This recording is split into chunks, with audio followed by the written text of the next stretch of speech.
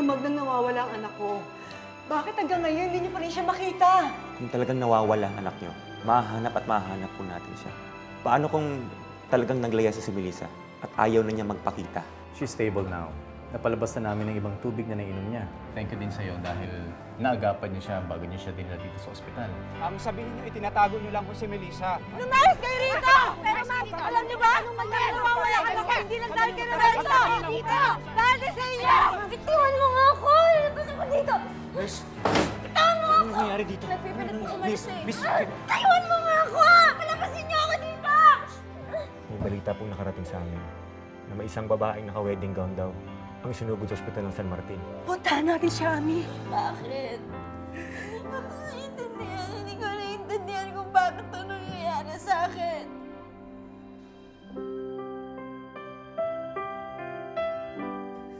Dana, anak. Nandito na ang nanay. Mahal na mahal kita.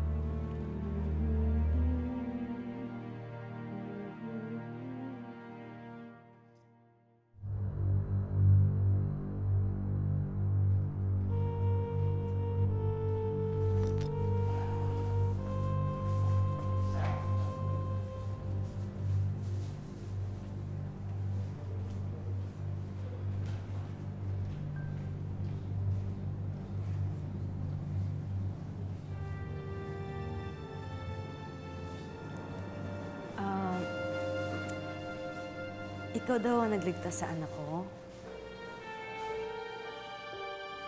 Bakit naman ganun? Bakit naman nagtangka ka magpakamatay?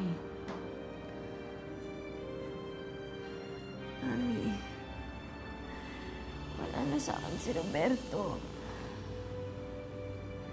Iniwan na niya ako. Ang silbi ang buhay ko. Ano bang sinasabi mo mula na silbi yung buhay mo? Nandito pa kami ni Nay Amuro.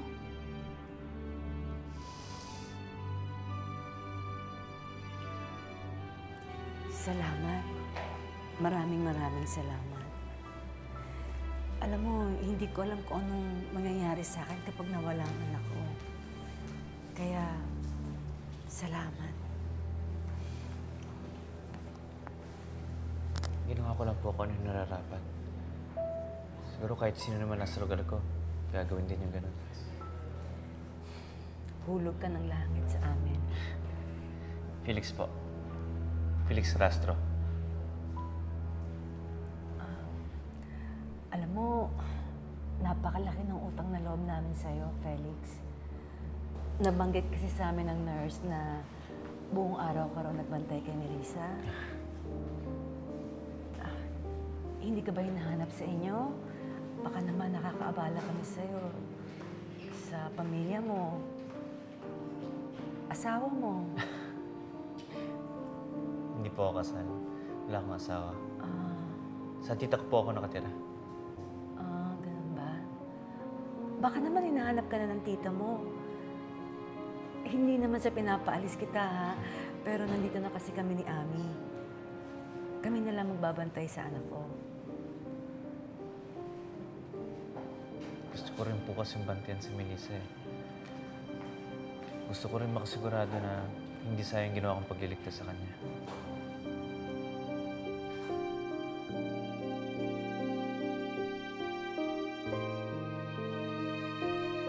Felix, ang bait mo ah. Niligtas mo na nga yung kaibigan ko, tapos ikaw pa nagbayad ng bill sa ospital, tapos ngayon nahatid mo pa kami. Gusto ko lang makasiguro na makakauwi kayo na maayos. Naghanap ka ba ng girlfriend? Kasi alam mo, available ako. Joke lang yun ha, pero kung seryosohin mo, okay lang din sa akin. Oy, Ami, tigilan mo nga yan, ha? Nakakaya kay Felix. Felix, pasensya ka na, ha? Ganyan lang talaga si Ami, palabiro. Sabi ko na nga ba't magbubunga rin ang paghihintay ko eh. Tama mo yan. Kumusta ka na, Melissa? Ang galing mo nga yan! Anong balita sa'yo? Bakit bigla ka na lang nawala? Nagkausap na ba kayo ni Roberto pagkatapos na hindi matuloy ang kasal ninyo? O ikaw naman, kailan mo titigilan yung kaibigan ko? Titigil lamang ako pag pumayag na si Melissa na magpa-interview sa akin. Ganun! Pwede ba tumigil na kayo? Maawa naman na kayo sa amin. Sayang naman ang pinunta namin dito, no? Melissa, sige na. Kahit short interview lang. Dali, nakikiusap kami. Sige na, umalis na ako kayo. Sige, pumasok na ako kayo sa loob. Pare, huwag kang makialam dito. Nakikiusap nga, umalis na kayo! Ha?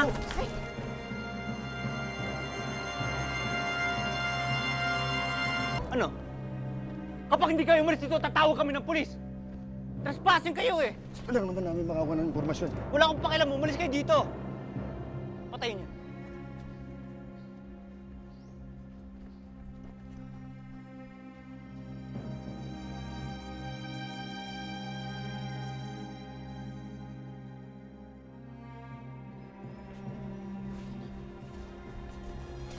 Pasensya ka na, Felix, ha? Pati ikaw nadadamay sa gulo ng buhay namin. Maupo ka muna. Ay, sige, hindi na ako magtatagal. So nga pala, ito yung card ko. Tawagan niyo na lang ako pag may kailangan kayo. Balang araw, makakabayad din kami ng utang na loob sa'yo. Huwag niyo na isipin yun. Hindi mo na ako humihingi ng kapalit sa ginagawa ko eh. Hulog ka talaga ng langit sa amin, Felix. Salamat. Maraming salamat. Wala naman. Sige po, tutuloy na po ako. O, sige.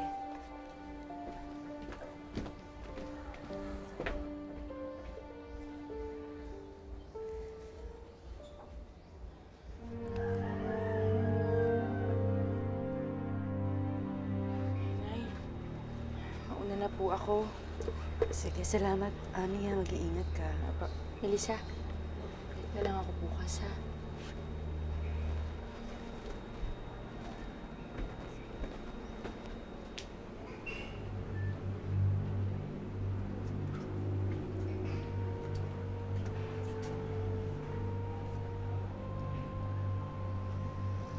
Melissa?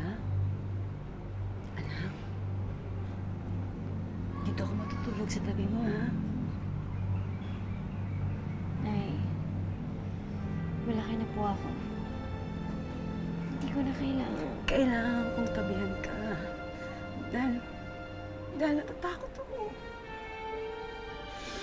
Natatakot ako sa pwedeng nangyari. Baka kasi ulitin mo yung ginawa mo eh. Hindi ko kaya. Hindi ko kaya mawala ka sa buhay ko. Mamamatay ako. Kaya mangako ka sa akin. Mangako ka sa akin na hindi mo na ulit pagtatapaan ang buhay mo.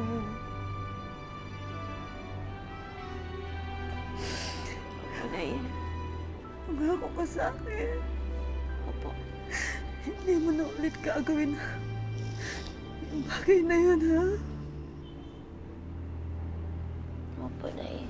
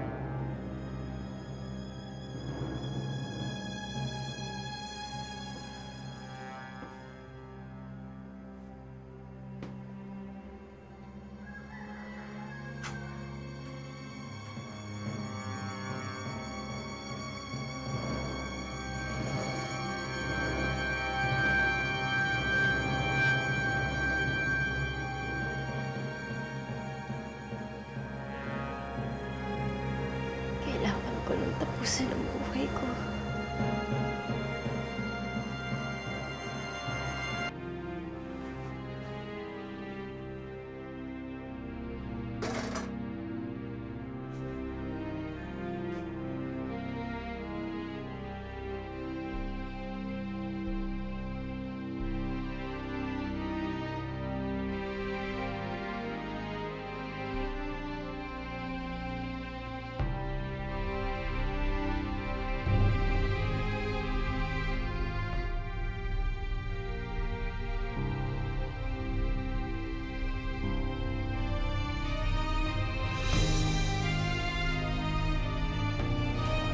Positive ka, Melissa. Tis ka. Patawarin mo ako. Buntis ako. At ang demonyong rapist ko ang ama ng bata. Kaya ko naman tanggapin natin. Hindi ko lang matanggap na magkakaanak ka. Na gumahasa sa'yo. Roberto!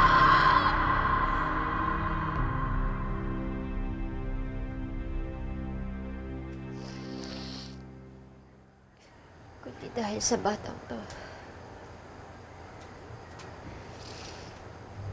hindi ako siguro iniwan ni Roberto.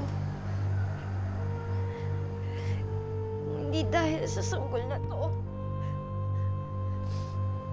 siguro kasal na kami ngayon.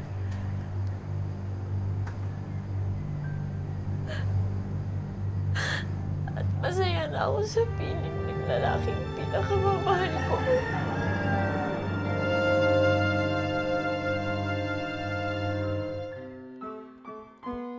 Madam? Ma'am Ophelia? Ma'am Ophelia? Ma'am Ophelia? Stupida! Can't you see I'm playing? Ibilin niyo po kasi natawagin kayo kagad kapag dumating na si Sir Felix. Dumating na po siya. Nandiyan na si Felix? Hi, home! What happened to you? High blood ka na naman, ha? Paano naman hindi ako high blood? You've been gone for almost the whole day. Panay tawag ko sa'yo pero hindi kita makontak. Yeah, I'm sorry. Nabasa kasi yung cellphone ko, kaya hindi kita natawagan. I'm sorry. Wala bibin ba talaga iyo? May tao lang akong kailangan iligtas. And I had to make sure na okay siya bago ko iwanan. Mas inuuna mo pa yung ibang tao kaysa sa tita mong nag-aalala at nagpalaki sa'yo. Ako na ngayon ang tumata yung mother mo, hindi ba, Felix? Kaya mama ang tawag mo sa akin. And yet, hindi mo malang naiisip na nag-aalala ako sa'yo dito. Siguro kung mawawala ka sa akin, babalikan pa ako ni Roberto. Ikaw, kinuha mo ang nag-iisang pag-asa ko na magkaroon ng magandang buhay!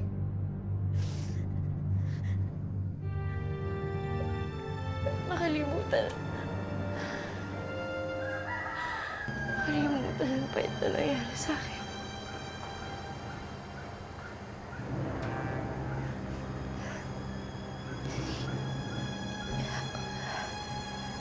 Habang dinadala kong batang to,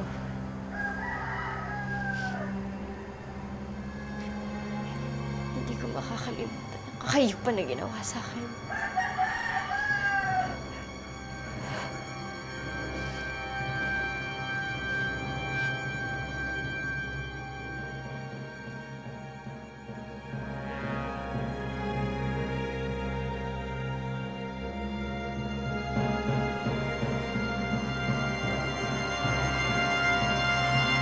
Ano to, Melissa? Nangako ka sa akin! Hindi na eh. Nagkakamali kayo. Hindi ko papatayin sarili ko. Ito! Itong batang dinadala ko, siya ang papatayin ko! Nababaliw ka na ba, Melissa? Kasalanang mortal yung gagawin mo! Wala ka naman takot sa Diyos? Diyos ang nagbigay ng buhay dyan sa bata sa sinapupunan mo. Wala kang karapatang kitilin yan! Hindi ka mamamatay tao! Ako pa? Ako pa ngayon ang may kasalanan? Eh, gusto ko lang naman ito matapos eh!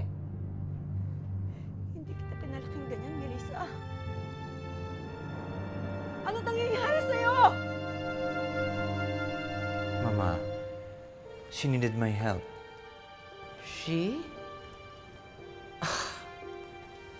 Now I understand. Ikaw talaga, Felix. Pagdating sa babae, marupo ka. You have a lot to learn. Hmm? Are you okay? I miss you. Bakit, Nay? Bakit kailangan ko mamabuntis? Bakit ko kailangan dali yung anak na hayop na lalaki yun? Yan! Anak mo ang batang nasa sinapupunan mo! Dugo at laban mo siya! Ayoko sa kanya! Ayoko dito! Ayoko! Wala siyang kasalanan! Hindi mo siya dapat parusahan! Parusa na nito nangyayari sa akin! Paano ko ipagpapatuloy ang buhay ko?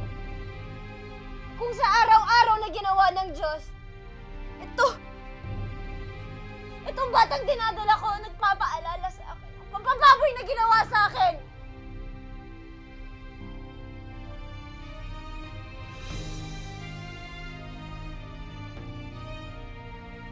Ano na yan? Paano? Sabihin mo sa akin, paano?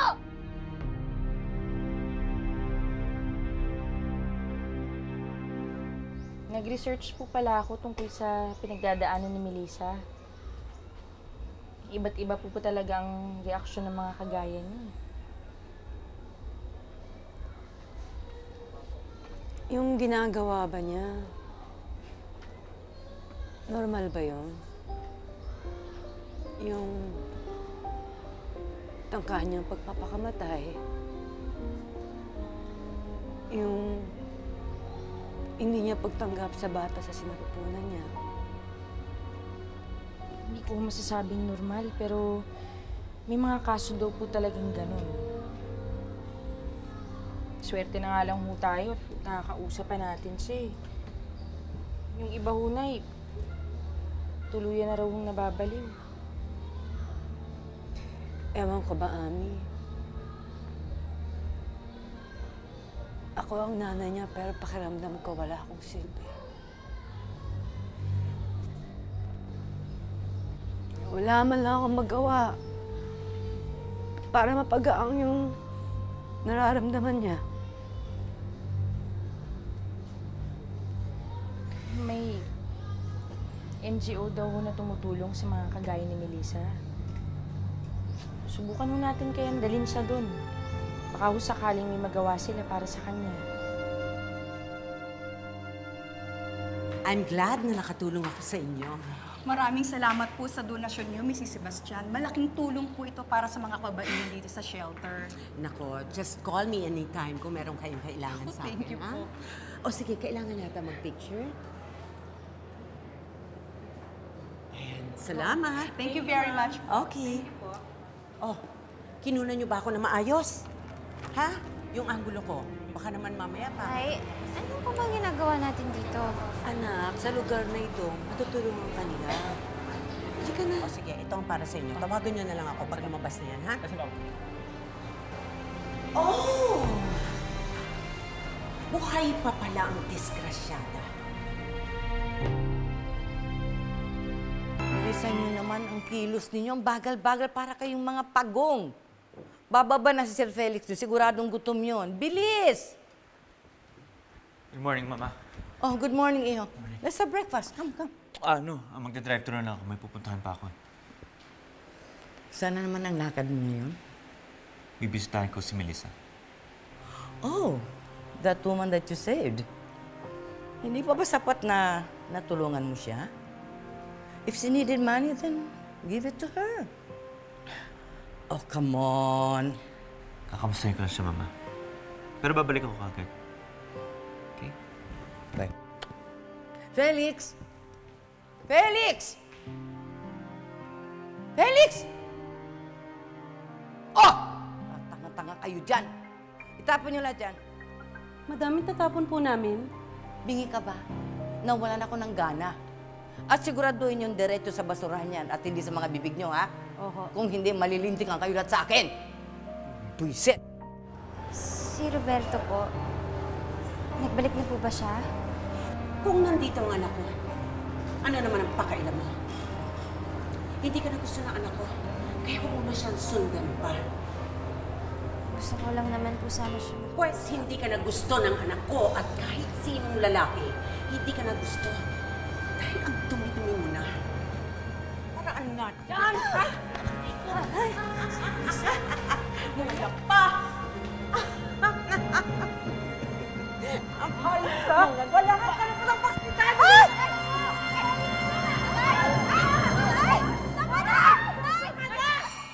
Ami, nababaliw na ba ako? Melissa, hindi ka nababaliw. Pero kailangan mo ng tulong. Hindi mo to kaya mag-isa, alam mo yan. Nire-research ko kung paano tulungan ng mga naging rape victims. Eh, akala ko ba pagkatapos mo iligtas yung babae yan, tapos ka na sa kanya. Roberto? She's still unstable. Pag hindi ko siya tinulungan, baka mamaya magtangka ulit siya mag-suicide. Melissa? Melissa? Melissa! Hi, Melissa! Magandang gabi sa'yo, Melissa. Michael, nawawala na naman si Melissa. Pwede bang tulungan niyo kaming hanapin siya?